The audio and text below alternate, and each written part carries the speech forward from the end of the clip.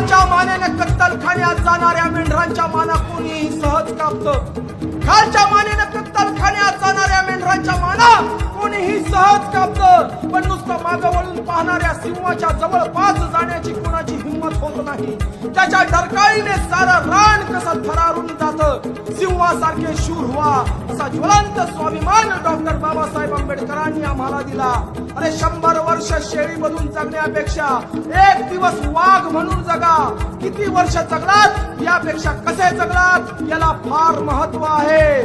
या प्रज्ञा सूर्याचे तेज इतके अफाट आहे की त्या तेजाने 1927 साली 14 तळ्याच्या पाण्याला आग लावली. अरे म्हणून कवी म्हणतात, मुर्दों में जान डाल दे, मुर्दों में जान डाल दे, ऐसे मेरे भीम की बाणी.